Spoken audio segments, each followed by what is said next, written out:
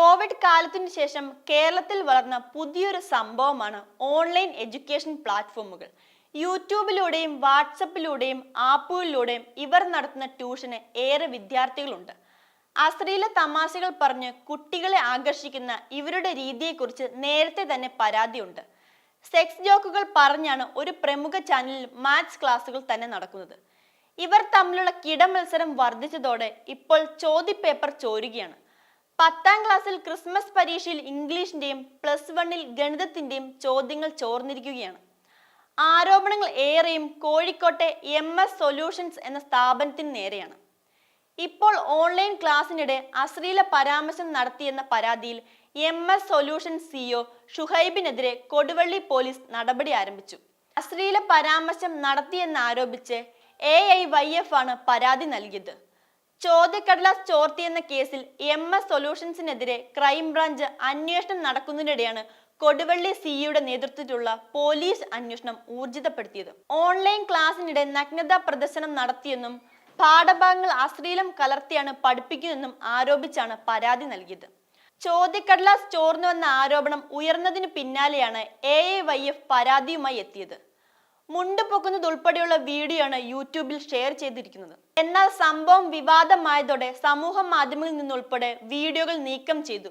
വീഡിയോയുമായി ബന്ധപ്പെട്ട വിവരങ്ങൾ നൽകണമെന്ന് മെറ്റയോട് പോലീസ് ആവശ്യപ്പെട്ടു. MS സൊല്യൂഷൻസിന്റെ യൂട്യൂബ് അക്കൗണ്ടിന് 1.31 മില്യൺ സബ്സ്ക്രൈബേഴ്സ് ഉണ്ട്. ചൊവ്വാഴ്ച രാത്രിയും യൂട്യൂബിലൂടെ ഷുഹൈബ് കെമിസ്ട്രിയുടെ പരീക്ഷയുടെ ചോദ്യങ്ങൾ പങ്കുവച്ചു. 40 മാർക്കിൽ 32 മാർക്കിന്റെ ചോദ്യവും ഷുഹൈബ് പറഞ്ഞതായിരുന്നു പരീക്ഷയ്ക്ക് വന്നത്. ഇതോടെ കെമിസ്ട്രിയുടെ ചോദ്യക്കടലാസും ചോർന്നുവെന്ന ആരോപണം ഉയർന്നു. എന്നാൽ താൻ ചോദ്യപേപ്പർ ഒരിക്കലും ചോർത്തിയിട്ടില്ലെന്ന് MS സൊല്യൂഷൻസിന്റെ CEO M ഷുഹൈബ് പ്രതികരിച്ചു. ചോദ്യങ്ങൾ പ്രവചിക്കുകയാണ് ചെയ്യുന്നതെന്നും ഈ മേഖലയിൽ പ്രവർത്തിക്കുന്ന ഏതൊരാൾക്കും ചോദ്യങ്ങൾ പ്രവചിക്കാൻ കഴിയുമെന്നും അദ്ദേഹം പറഞ്ഞു. SSLC കെമിസ്ട്രി പരീക്ഷയിൽ താൻ പ്രവചിച്ച 4 ചോദ്യങ്ങൾ മാത്രമാണ് വന്നതെന്നും ഷുഹൈബ് പ്രതികരിച്ചു. ചോദ്യപേപ്പർ ചോർച്ചയിൽ അന്വേഷണം നടക്കുമ്പോൾ കെമിസ്ട്രി പരീക്ഷയുടെ ചോദ്യങ്ങൾ പ്രവചിച്ച് വീഡിയോ പുറത്തുവിട്ടത് വിദ്യാഭ്യാസ വകുപ്പിനോടുള്ള വെല്ലുവിളിയായി കാണേണ്ടതില്ല. ക്ലാസ് കാത്തിരുന്ന കുട്ടികൾക്ക് വേണ്ടിയാണ് ലൈവ് വന്നത്. മറ്റൊരു സ്ഥാപനമായ സൈലം പ്രവചിച്ച 18 ചോദ്യങ്ങൾ അതേ രീതിയിൽ വന്നിട്ടും തന്നെ മാത്രം ക്രൂശിക്കുകയാണ്. ഈ മേഖലയിൽ ചോദ്യപേപ്പർ ചോർത്തപ്പെടുന്നുണ്ട് എന്ന് കരുതുന്നില്ല.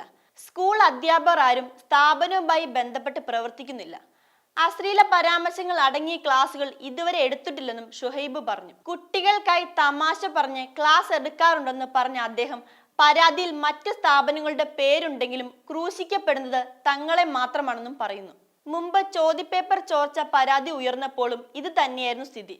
നിയമ നടപടികളുമായി സഹകരിച്ച് ക്ലാസുകളുമായി മുന്നോട്ട് പോകുമെന്നും വിഷയത്തിൽ സമഗ്രമായ അന്വേഷണം നടക്കട്ടെ എന്നും ഷുഹൈബ് പറഞ്ഞു.